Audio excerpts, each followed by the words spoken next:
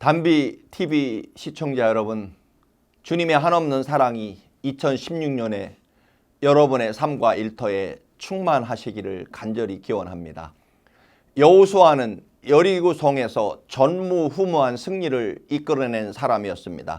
여리고성을 7일 동안 하나님의 법궤를 앞세우고 돌다가 모두 함께 큰 소리를 지르므로 여리고성을 단숨에 무너뜨리고 큰 승리를 이루었던 장본인이었습니다.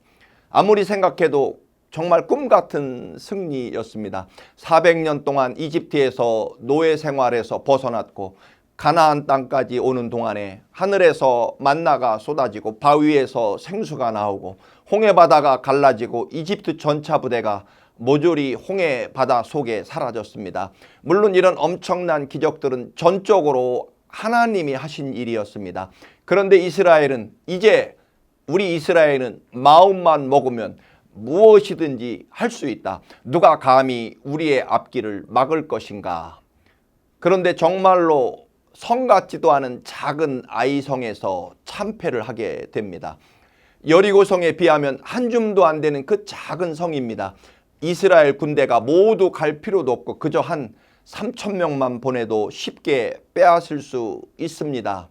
그런데 이스라엘 군인들은 혼비백산 도망을 쳐왔고 백성들은 그 패배에 대한 두려움으로 물처럼 그 마음이 녹아버립니다. 그래서 여호수아와 지도자들은 죄를 뒤집어 쓰고 통곡합니다.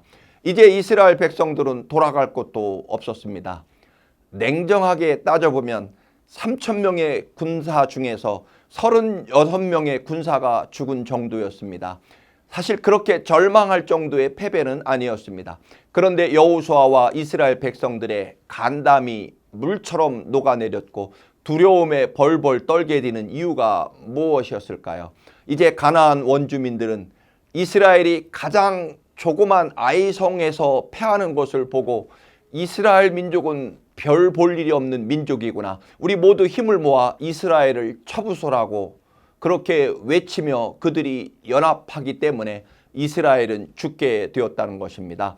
그래서 슬피 울며 하나님께 원망이 담긴 기도를 합니다. 7절입니다. 하나님, 가슴이 찢어지도록 슬픕니다. 하나님은 왜 우리를 가나안 땅으로 데리고 오셔서 요단강을 건너게 하셨고 모든 민족들에게 이렇게 큰 망신을 당하게 하십니까?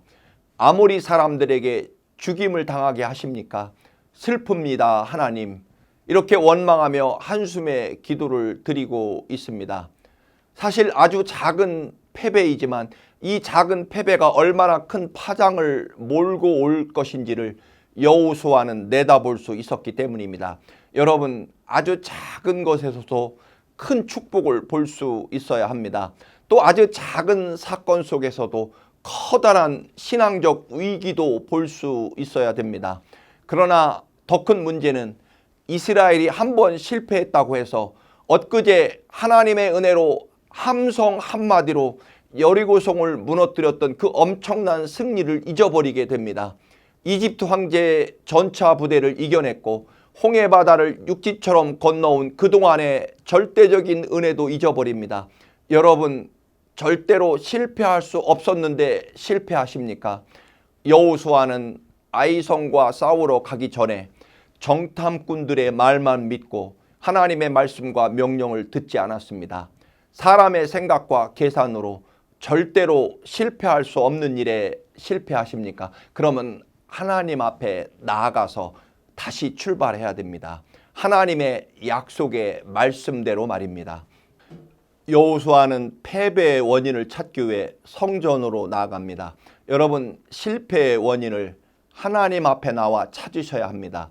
우리는 그 어떤 문제에 실패하고 나면 그 원인을 환경에서 찾기도 하고 사람에게서 찾기도 합니다. 여호수아는 이스라엘 군대가 약하다거나 정탐꾼의 정보가 잘못됐다고 정탐꾼들을 처벌하는 것으로 문제 해결을 시도하지 않습니다. 하나님 앞에서 주님이 문제점과 해결책을 찾아주시고 깨닫게 해주시기를 기다렸습니다. 하나님께서 그 원인을 말씀해 주십니다.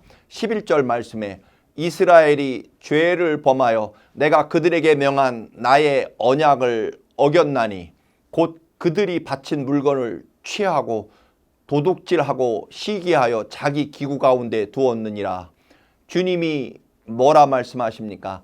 내 언약, 약속의 말씀을 어겼다라는 것입니다. 표면적으로 볼 때는 아간이라고 하는 사람이 도둑질했다고 볼 수 있지만 그것은 나타난 현상일 뿐일 것입니다. 현상 뒤에 그 어떤 영적인 문제가 있다고 말씀하십니다. 하나님과의 관계에 문제가 있다는 사실을 하나님께서 알려주신 것입니다.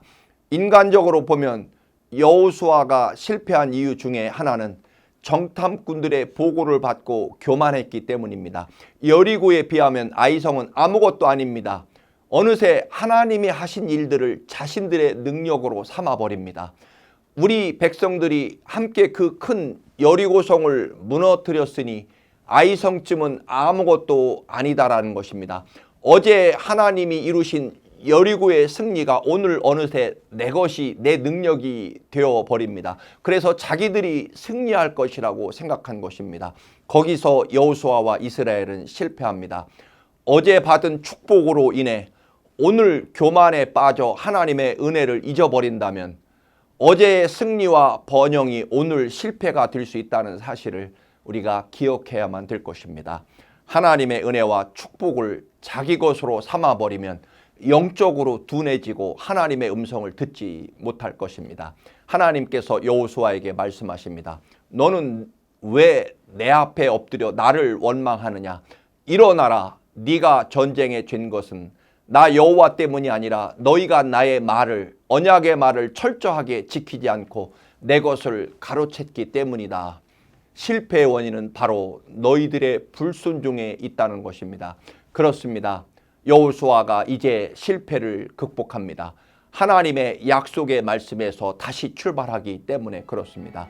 언약의 말씀을 지키는 하나님입니다. 이후로 여호수아는 절대로 전쟁에서 실패하지 않습니다. 2016년 새해를 맞이한 여러분, 언제나 하나님의 약속의 말씀에서 출발하시기를 주님의 이름으로 축원합니다. 할렐루야.